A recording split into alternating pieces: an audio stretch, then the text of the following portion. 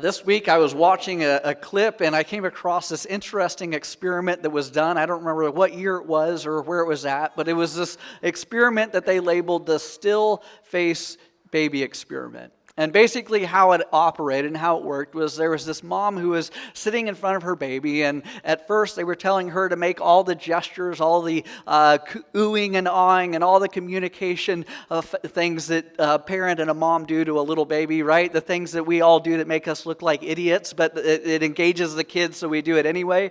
And so they had this clip of seeing how the baby responded, and it was really engaged. The eyes were locked, and the mom would do things, and the baby would imitate it and copy it, and it was laughing and cooing and enjoying it. And then they said, all right, now we want you to go back in there, but this time instead of interacting, instead of engaging, instead of affirming, instead of giving it attention and affection, we just want you to sit there with a still blank face. Same baby, same mom. And so she goes in there and she does it, and the baby does what the baby has been trained to do. It starts cooing and cawing, and the mom just sits there blankly, and the baby starts to get a little bit curious and disturbed a little bit, and so he tries again and points. The mom doesn't do anything, and over a few minutes, really quickly, the baby's attitude, the baby's demeanor gets more and more violent. It gets more and more out of control. She starts crying and throwing a fit, and really becomes disturbed by the fact that the mom is not engaging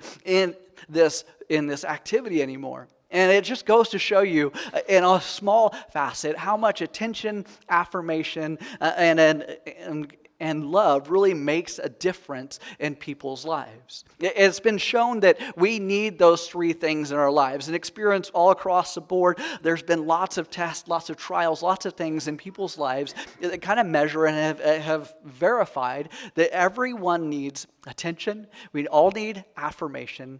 And we all need affection. Those are three A's that we all need in our lives. People everywhere are looking for those things, whether they realize it or not. They're all looking for affection, they're all looking for affirmation, and they're all looking for that attention.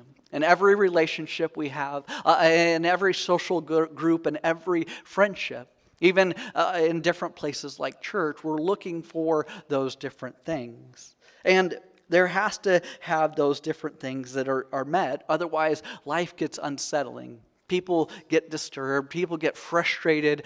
And they start to look for those things wherever they might find them. Sometimes if that means acting out. Sometimes that means breaking the social structure and finding that in different ways, in different places that are sometimes unhealthy. We can probably all think of someone who turned to something unhealthy to meet one of those needs, whether they realized it or not. And we live in a culture where that is an ever-growing, pervasive thing in younger generations. I think most of us, our generation and older and maybe a little bit younger, we were used to that platonic normal family, right? One mom, one dad, they stayed together, they raised the kids, you spent time sitting together at a dinner table, kind of that leave it to beaver type of attitude and mentality. But as years have gone on, as generations have changed, the current generation has a completely different family dynamic, a different experience that they are growing up with and in. There's studies that show that families are falling apart at a faster rate than they ever have, if they even get to started within the first place. It said that 1/3 of American children live in homes without a biological father. And so there's a disconnect at home. And even in families with homes, there's even more challenges for parents that didn't used to exist. You know, you could again come home, you'd be together, you'd see together, you'd sit together. And you know, at one point the TV was introduced, and that changed family dynamics. That changed the way that families interacted. But now we have more than just that one screen in the house that divides attention. At least everybody could focus on that one thing. Now everybody in the house has their own screen, right? And so we do all these different things. We go to our own little places. We search for things that will affirm us, that will people that will give us attention or that affirmation or that affection in different ways. You know, you have people who are making a name for themselves on TikTok as influencers, right? And so you go to these different things and you see this need that is still ever prevalent of people looking for these three things. But it becomes harder and more confusing when you have a life that is built in a screen that isn't truly life the way that God intended to be. We think we have those relationships. They think they have that affirmation and attention that they're seeking for, but it's short-lived. You just unplug it or let the battery die, and those relationships are all cut off. And then they're left wondering where that might come from. We live in a world that is challenged in finding healthy, godly ways to meet that need of affection, affirmation, and attention. And it is something that as a church, if we can learn to do those three things well, that as people come in the door, they feel like someone's paying attention to them. It can change their entire experience. It's one of the reasons we have people welcome and greet people at the door so that there is attention on them. It's, an opportunity to have that attention when we had you guys just shake your hands and greet someone. If you say something that's encouraging to someone's here, it can make their experience even better if we show them some affirmation. It doesn't have to be much. It can just be one line, one thing about them. We all know how that makes us feel if someone says, hey, you look nice today. I really appreciate that you're here. Or just to ask them about their week, right? Showing that attention and that affirmation. And even if we're able to take it to that next level and helping them to feel affection in some way. Like they belong, like they're loved, like they're cared about. All of those things change the dynamic of a church as we are attempting to grow together. If we come into this room and we feel all three of those things being met, we leave with a totally different experience than if we come in and we feel unaffirmed and unnoticed and unappreciated, and that nobody loves or even cares about us. And so that is one reason that I wanted to preach on this message today, is to remind us that we need to cultivate and create that type of environment. We have different things that are coming up where we are hopefully going to, Easter's coming up. That's usually a big Sunday, right? An opportunity for people to invite and bring people in. And if we can begin planting those seeds that this is the attitude, that this is the approach, this is the culture that we want to create, then we can be even more intentional when they come in to make them feel these three things. So something to think about, something to pray about, something to kind of put in the back of your mind. That these are things that people can be changed by. People can be impacted by if we do them well as a church. And I said earlier that everybody needs these things. Even Jesus needed these things. If you look at his life as he begins his ministry, his ministry kind of officially starts whenever he's baptized. And, in that moment, as he's there being baptized, as he comes up, God essentially does all of these things in one sentence. He says, "This is my son." Now, it's affection, right?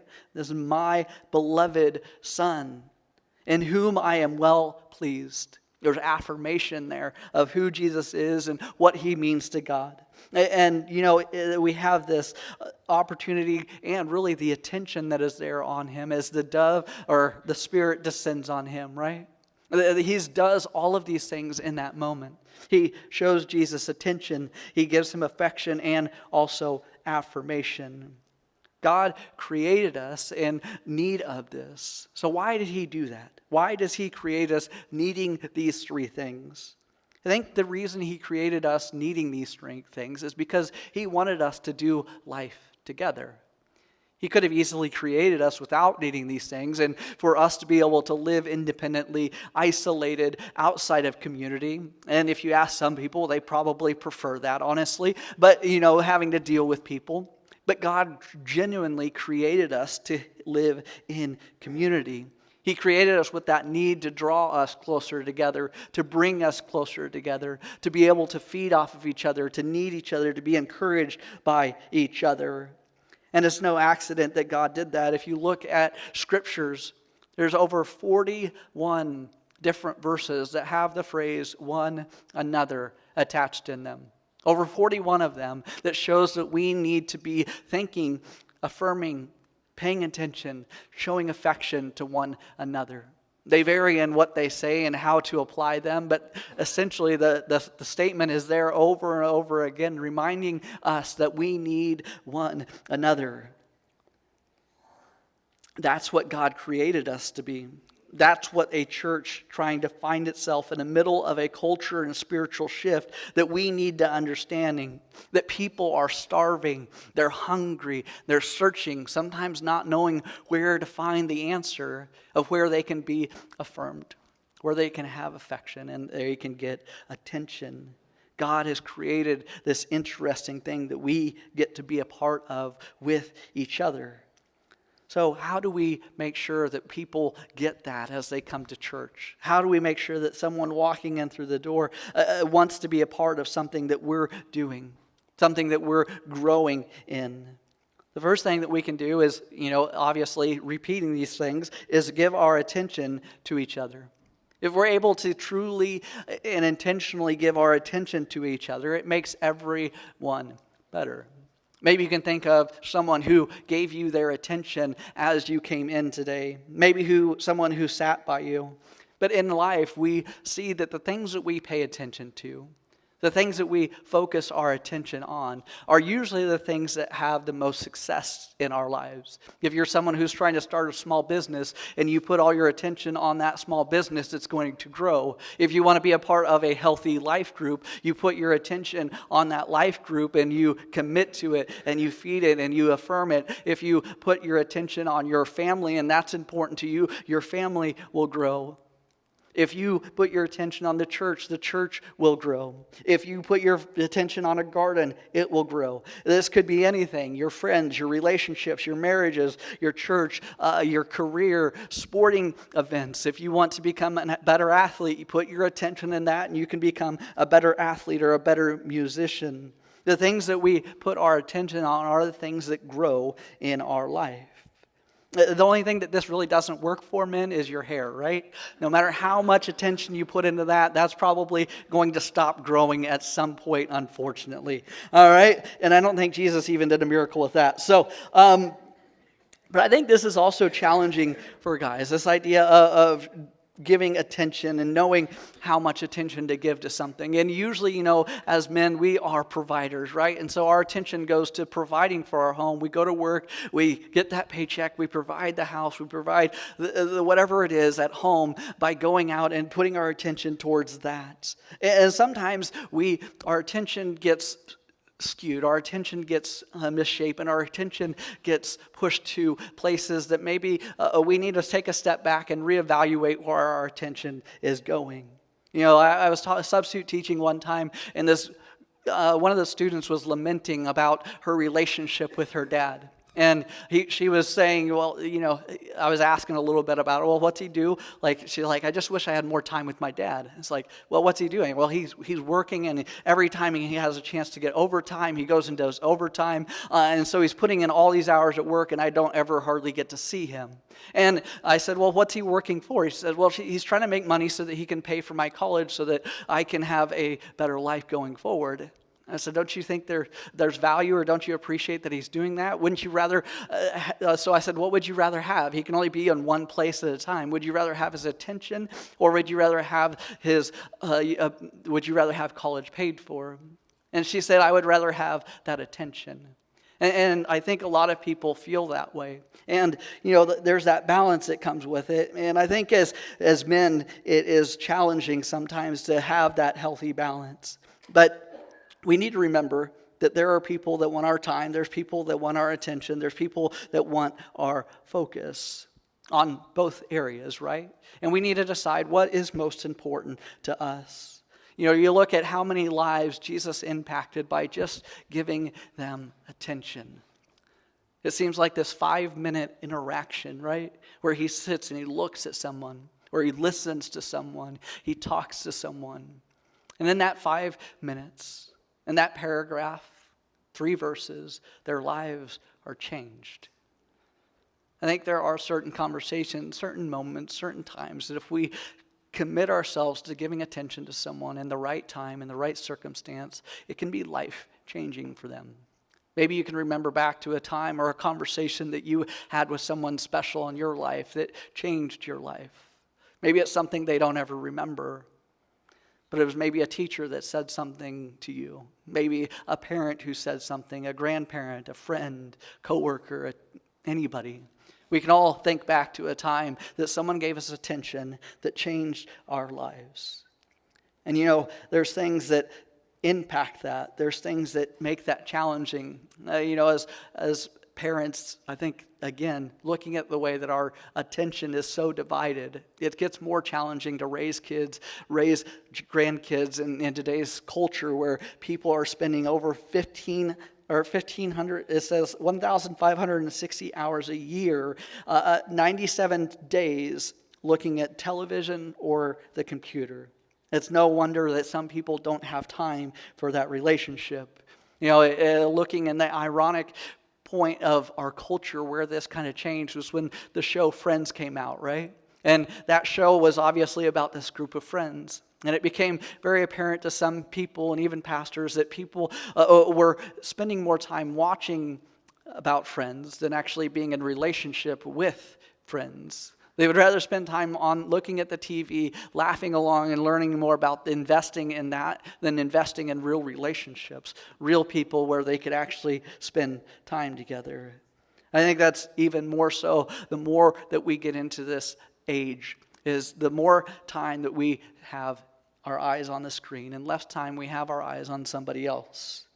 And when and if we're able to master that, right? If we can get to a point in someone's relationship where they can see that we are paying attention to them, it can be life-changing. It can make a difference. Sometimes the most challenging part is getting their eyes off of whatever they're looking at and on to each other. Because people are genuinely starving for attention, and they look for it in all these different places, in all these different ways. So we need to give attention to each other. Galatians 6:10 affirms that and says, give special attention to those who are in the family of believers. I think one of the things that is challenging about having our attention is it's easy to overlook some things.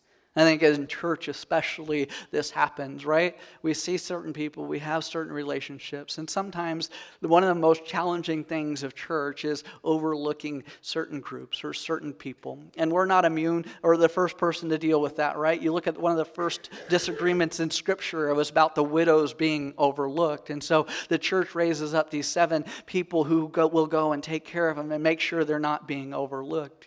But I think that's something that we need to honestly ask ourselves as a church too, and us as individuals and collectively, is who is being overlooked in our church? Who are the people who maybe aren't getting the attention that God wants us to give them? Are there people that just come, show up, go home, who aren't called, who aren't talked to, who aren't invited, who aren't invested in? And I agree, it's so challenging because of all the things that grab our attention to overlook single moms, shut-ins, widows, young adults, people who are upset, people who have withdrawn, families, friends, whatever it might be, people in nursing homes. And it's hard to pay attention to everyone in the church body. But if we can learn how to do that more successfully, if we can do it better and make sure that there aren't people that are being overlooked consistently, then we can truly be a church that meets that need, and people will notice and will grow closer together if everyone is equally important and valued and noticed. So who can we affirm and who can we pay attention to that needs that? Who's being overlooked? Maybe that comes from conversations that you have with 2 or 3 other people. You get together and decide to call on them, decide to text them, decide to go visit them. The more we can pay attention to everyone, the better we will be. So our next A that we're going to look at is affection. And since the Bible tells us to greet each other with a holy kiss, I was watching to see what you did during our greeting time earlier. Sadly disappointed. There was no holy kissing going on. We aren't being very biblically accurate with this, so I'm going to have everybody get up, and I'm just kidding. Jake, sit down, all right? I know you're heading towards someone, but sorry to get your hopes up. Maybe another time, all right? Okay. All right, so we're going to skip over affection for today. We'll get to it again another time. All right, so we're going to jump to our next one, and that's affirmation. All right, affirmation. Jake, you're a wonderful kid. I know you wouldn't really do that, and that wasn't what you were thinking, but all right. Affirmation. 1 Thessalonians 5:11 says, encourage each other and build each other up. That is something that we are challenged to do, and is another one another, right? Encourage one another. Affirming appreciation grows us closer together. One way that we can affirm each other's worth is with appreciation. And appreciation, if you look at that definition, if you look at that word, appreciation usually has an indication, especially in the housing market or property, right? Appreciation means the value is going to increase. The value is going to get better. Your 401ks, you want them to appreciate in value. That means that they are going to grow. If you've bought a home in the last few years, that's a word that you've been in tune with or know. So that's something that can apply to relationships too. If we remember that in lives and in relationships, we want to appreciate other people in that. By affirming them, by saying something nice, by saying something kind, by saying something that will help encourage them to build them up, that's affirming. It adds value to their life. And I think I read in a marriage book that, everybody has a love bank, right? And we want to constantly be making love deposits in each other's life. You're either making deposits or you're making withdrawals. And I think our relationships work very much like that. We want everyone to feel appreciated. We want everybody's value to be built up, to be lifted up. We want people to know that they are valued and that what they have to offer is important. That what they bring to the table makes us better together. The opposite of that is depreciation, right? If you've ever bought a new car, you know the meaning of depreciation. It's a well-known fact that you can buy a new car, you drive it off the lot, and the value of that begins depreciating immediately. We've all been in relationships that were maybe like that too. You got into it thinking you were getting a certain type of relationship, and then things start to depreciate pretty quickly with words that are said, with where their attention or affirmation is going, or their affection maybe wasn't what you were expecting. And so the relationship is depreciating. People get into that relationships all the time and they feel depreciated, and so they get to the point where they have to leave or get out of that. And I think we live in a culture that is depreciating relationships. There are so many people that are struggling. They're looking for something that will add appreciation to their lives, but they get into something, and instead of doing what it was promised, instead of doing what it was advertised, instead of doing what they thought it was going to do, it does the opposite, and it sucks the life out of them. It sucks their group. It sucks a lot of the value that they thought they were going to have. And so in our lives, and even in the church, we need to avoid depreciating each other. And it's so easy to put people down, I think. Sometimes we say something that might be depreciating to somebody without even thinking about it. I know I've hurt people without intending my words to mean what they felt like they meant and to depreciate that relationship. I think some things are said to people that depreciate value, but there's other things that are said behind people that depreciate value. And I think both of them hurt when we hear or learn about those different things. And as a church, we need to be intentional about not depreciating relationships, not saying things that might be taken one way, something that might hurt somebody.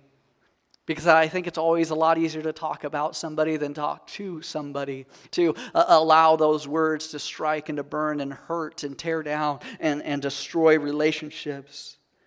And even when they're behind closed doors, sometimes those effects leak beyond those walls. And they impact what happens here with us together. Our culture teaches us to depreciate things more than appreciate them. Our culture teaches us to divide, to compare everything, to rate everything, to devalue and pick apart everything unless it's perfect.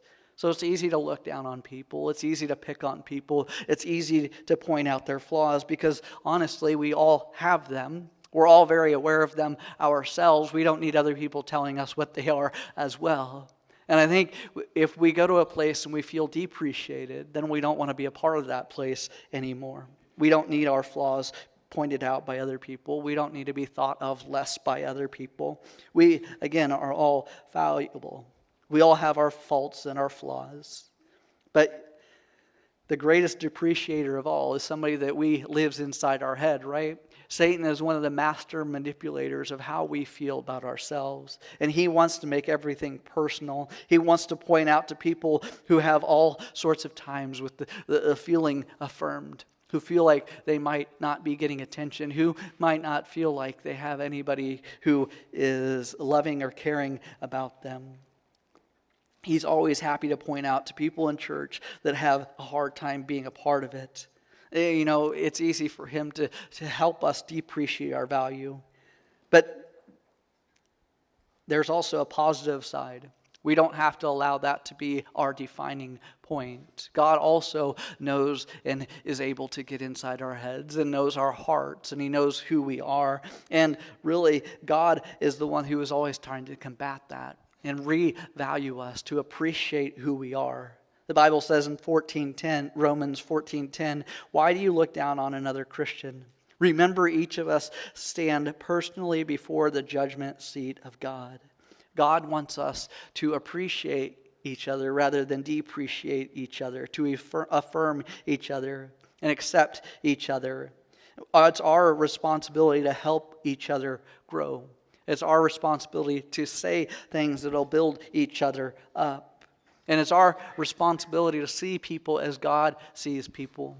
And sometimes that comes with a prayer. Sometimes that comes by reading Scripture and looking out and seeing what God values in people and reusing those. I see that you are always full of joy. I see that you have wonderful self-control. I see that you are special. I see that you have this talent or this gift or this ability that God has given to you. It's easy to appreciate and affirm things.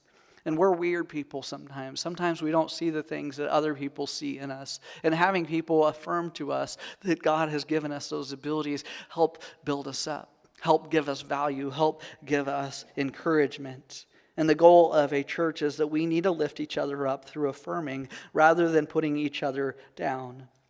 And the truth is that God does lift us up. He affirms us himself, but also with other people. And the goal of a church growing together is to not mold people into a single image, but to be different. Our role is to help God discover who God has made them, the value that he has given to them, to help them appreciate who God has made them through affirmation. That they are unique, that they are special, that they are loved, that God sent his son to die for their sins, to make them perfect, to make them whole, to make them have value, to remind them that they are part of a family that loves them, that cares about them, and that they can find that affirmation, they can find that attention, they can find that love. And so, as we do this and as we go through this, one of the things that we want to kind of remind ourselves is that as a church that is growing, we have a lot of things to appreciate. There's a lot of you who give of your time, who have made Fur Road your attention. There's a lot of people who are working hard at affirming other people. There's people who make it a point to, share adoration with other people and affection with other people. And, we are a church body that is serving. And I want to just affirm us as a church here for a second. If you are somebody who has served in a ministry in any role, in any capacity at any time, would you just kind of raise your hand? All right, so this is like 80% of us, so often you hear 20% or 80% of the work is done by 20% of the work people. That's not true here, right? We have a lot of people who are involved. We have a lot of people who are serving in ministries. We have a lot of people who are giving of their time. So I want to thank you for investing in this church. We have people who have been faithful to this church. And if you've been a part of Fur Road for more than 5 years, can you raise your hand? Okay, well, that's a lot, like 75, 80% again. If you've been a part of Fur Road for more than 10 years, raise your hand. All right, we're about 60%. What about more than 20 years?